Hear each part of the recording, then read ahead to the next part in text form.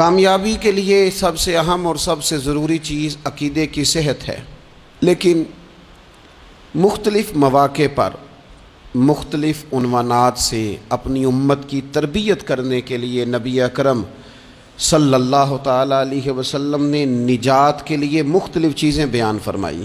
اخلاقیات کے باب میں، روحانیات کے باب میں اور تکمیل کردار کے باب میں، وہ ساری باتیں قابل عمل بھی ہیں، قابل توجہ بھی ہیں اور ہماری روزمرہ کی ضرورت بھی ہیں۔ مختلف مواقع پر نبی پاک علیہ السلام نے مختلف چیزوں کا بیان فرمایا، اور جہاں جہاں بھی جس چیز کا بیان فرمایا وہ اپنی جگہ ایک بڑی اہمیت رکھتی ہے اور بڑی طاقت رکھتی ہے۔ یہ حدیث جو آج ہماری گفتگو کا عنوان ہے، یہ ترمذی میں موجود ہے اور حضرت عقبہ بن عامر رضی اللہ تعالیٰ عنہ اس حدیث کے راوی ہیں۔ یہاں بھی انہوں نے نبی پاک علیہ السلام سے نجات کا راستہ پوچھا ہے۔ بہت ساری سوچیں، بہت سارے نظریات، بہت سارا فلسفہ، بہت سارے سمجھانے والے، بہت سارے قائل کرنے والے، اپنے اپنے انداز میں خیر کی بات بتانے والے لوگ ہر دور میں موجود رہے، لیکن بہرحال حرف آخر وہ ہے جو مدینے والے محبوب نے بیان فرمایا۔ نبی اکرم صلی اللہ تعالیٰ علیہ وسلم سے حضرت عقبہ بن عامر رضی اللہ تعالیٰ عنہ کہتے ہیں کہ میں نے عرض کیا، قلت یا رسول اللہ صلی اللہ تعالیٰ علیہ وسلم من نجات، کہتے ہیں میں نے پوچھا کہ یا رسول اللہ صلی اللہ تعالیٰ علیہ وسلم نجات کیا ہے؟ اللہ تبارک و تعالیٰ نے نبی پاک علیہ السلام کو یہ اعزاز عطا فرمایا ہے کہ حضور نہ جوامع الکلم کے ساتھ دنیا میں آئے، اور حضور فرماتے ہیں انا افصح العرب، عرب سارے ہی بڑی فصیح و بلیغ بات کرتے ہیں، کھلی بات کرتے ہیں، لیکن عربوں میں سب سے زیادہ بات کرنے کا سلیقہ اللہ نے مجھے عطا فرمایا ہے۔ یہ حضور علیہ السلام کی شان اقدس ہے کہ بہترین انداز میں حضور تھوڑے جملوں میں گہری بات، الفاظ کے لحاظ سے وہ بات مختصر ہے اور مفاہیم کے لحاظ سے اتنی وسیع ہے کہ سارے سمندر اس کے اندر سمو دیے نبی پاک علیہ السلام۔ من نجات، بہت بڑی بات پوچھی، بڑی وسیع بات پوچھ لی، یا رسول اللہ نجات کیا ہے، کامیابی کیا ہے، فلاح کیا ہے؟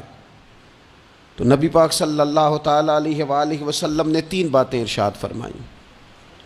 سب سے پہلے حضور نے نجات کے لیے جو بات ارشاد فرمائی وہ بڑی قابل غور ہے اور سمجھنے والی ہے۔ حضور علیہ السلام نے پہلی بات ارشاد فرمائی، فرمایا اگر تو نجات چاہتا ہے تو اپنی زبان کو اپنے قابو میں رکھ، اپنے بولنے پر کنٹرول کر، تول کے بولنا شروع کر، اپنے لفظوں کی حرمت کا خیال کر۔ اپنی زبان پر جو بندہ کنٹرول پا گیا، یہ پہلی علامت ہے نجات کی۔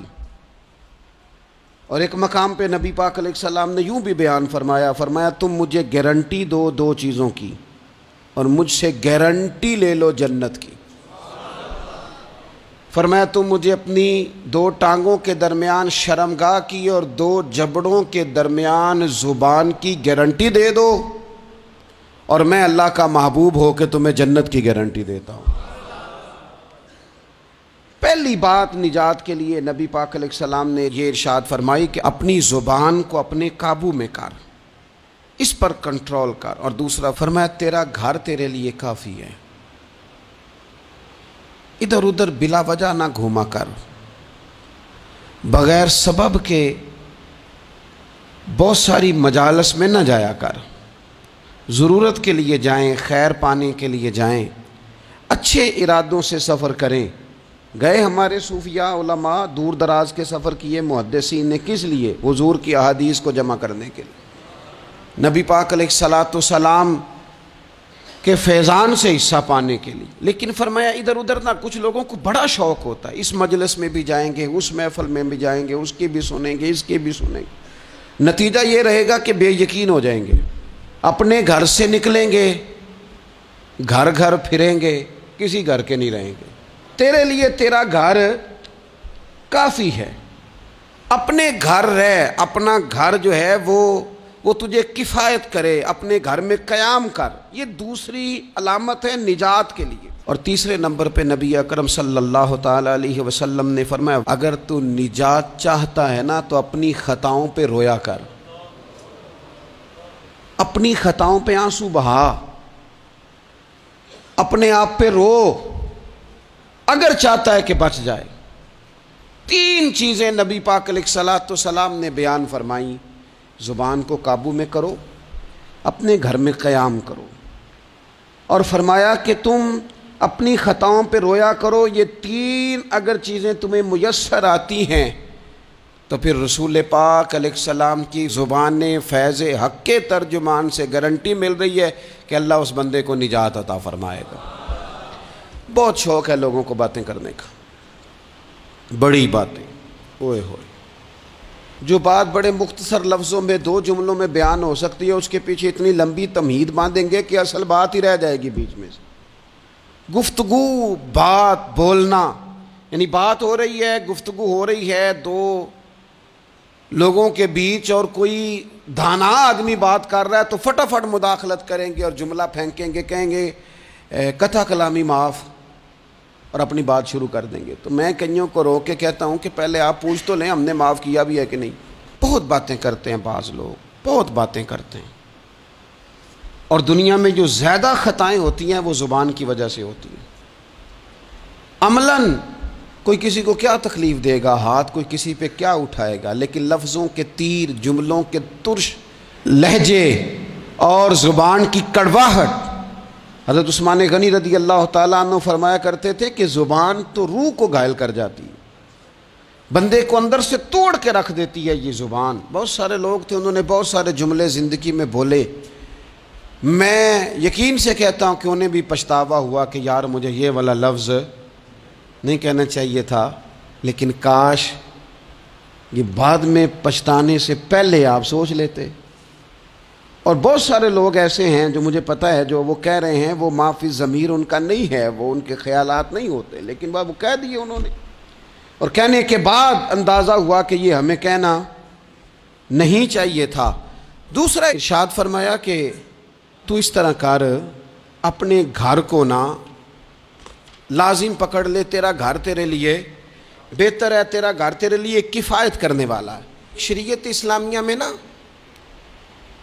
رہبانیت منع ہے، سارے حقوق چھوڑ کے بندہ گھر میں بیٹھ جائے، حجرے میں بیٹھ جائے، مسجد منع ہے، لیکن کچھ دیر کے لیے وَتَبَتَّلْ إِلَيْهِ تَبْتِيلًا، سب سے کٹ کر اللہ کے ساتھ جڑ جاؤ۔